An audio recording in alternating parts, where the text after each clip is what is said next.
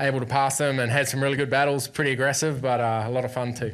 In those skirmishes you had there with Larson, how concerned were you about possible fender damage, tire damage, whatever? Was that close at all?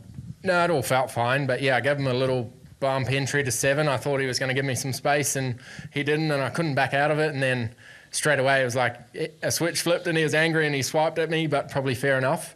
And then it was pretty aggressive from there on, but yeah, tried to stand my ground, and then he kind of pushed me off a couple of times, and yeah, I thought it was good, hard racing. And then once I got back to him, I think he kind of just gave me the spot. We'll go to line here. We'll go to Trenton, then John, and then we'll go to Chris over here on the side. Trent Walsh from FrenchStretch.com. Shane, along those lines, similarly, I asked Larson about that battle, and he said you were just so much faster than everybody, and that he said what a lot of people think, that you're out there toying with the field when you're not out there leading the field by like 20 seconds or whatever. And so how good was the car at that point? Through the day and stuff, and the adjustments you had to make, and just how even though you win these races, it is a challenge for you at times, and you're not just toying with the field in those moments. Yeah, especially the start of stage 3, I didn't feel like I was toying with them. I felt like I was struggling, and we didn't have the pace. They kind of drove away from me. So, but yeah, every other stint and every other set of tyres, I felt like we were fine. So, not sure if we made a bad adjustment or bad set of tyres, whatever it was. But yeah, once the next tyres came on, I drove out of the pits and I'm like, well, I'm back on again. And away we went. Go John next. John Newby, Savage Ventures. I have 2 quick questions for you. So first off, with the advantage that you had crossing the finish line, had you already made it back to the garage before everyone else finished?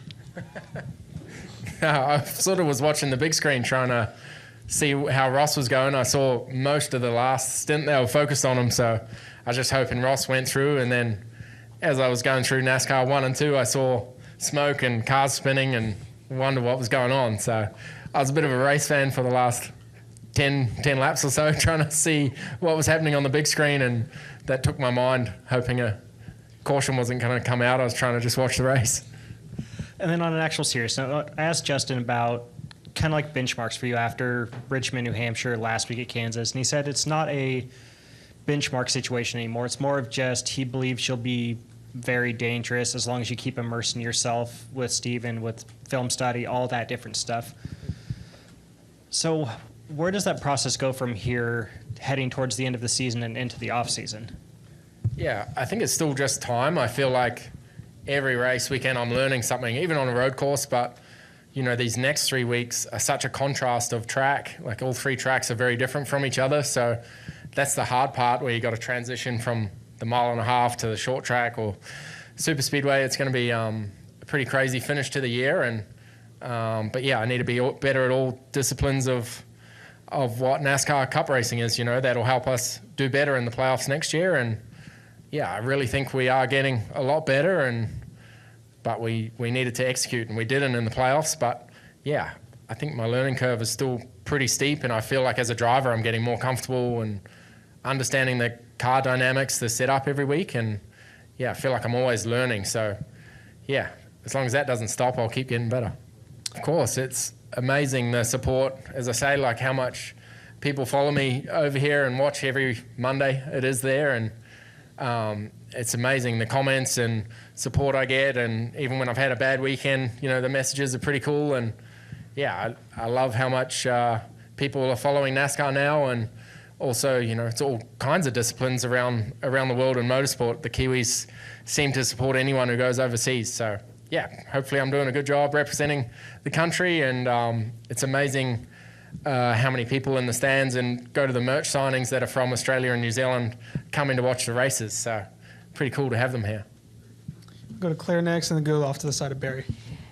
Congratulations, by the way. When you were racing Larson, and Larson said for a bit there he thought maybe he was going to get it. What did he do right? How was it racing him? How difficult was he to race? What did he do right? And he was a little aggressive there. Yeah. I think he was just really strong at the start, and the 20 was as well, but maybe my car was just weak. I struggled, and then I think it was AJ in the 16 started attacking me, so I think we were just weak at that stage. But yeah, they do very well. You can see when you drive them, they have good awareness, good car placement, and yeah, they're exceptional race drivers. They're really sharp people, and and then I guess when I got to him at the end there, he kind of gave up and just said, all right, it's time to go. And then, they came up with another strategy just in case the yellow come out. So, yeah, the races here there's always something happening, but I like racing the top guys here. They're very, very good.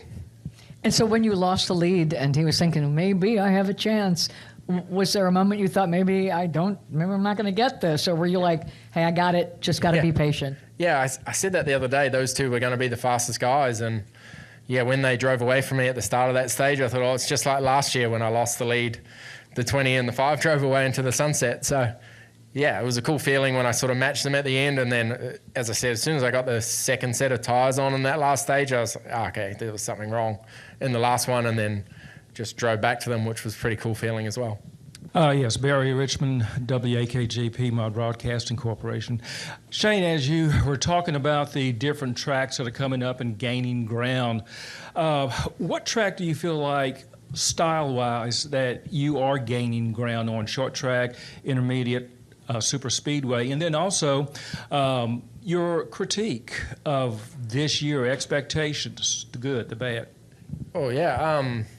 I think all tracks are difficult, like Vegas next week, going there and having to hold it wide open at 320 and 190 probably, whatever miles that is. It's a crazy feeling and something I'm not comfortable with. Like, it's so fast when you hook into those corners there, and then when you do it in the race around other cars, it's just, that's where I'm learning, trying to get comfortable, know where to place the car in the air, and try and understand what's happening. So it's just taking time. And Martinsville short tracks, they're getting better for me, and finally starting to get results at them too. And Martinsville, I think I did a decent result last year, and hopefully we just build on that. We had a bit of a shocker at the start of the year with wheels falling off, literally. So hopefully we can be better.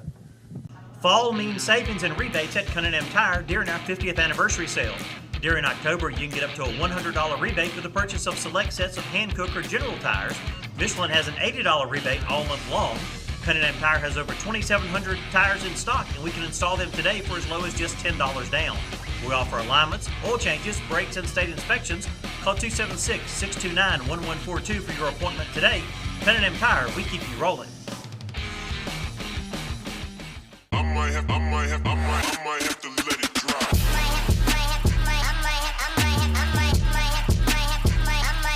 Let it drop.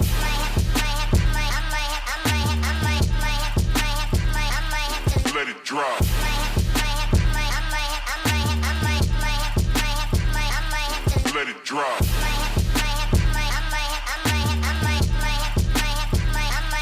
Let it drop.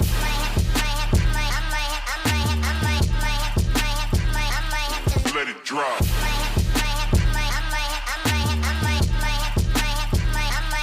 Let it drop.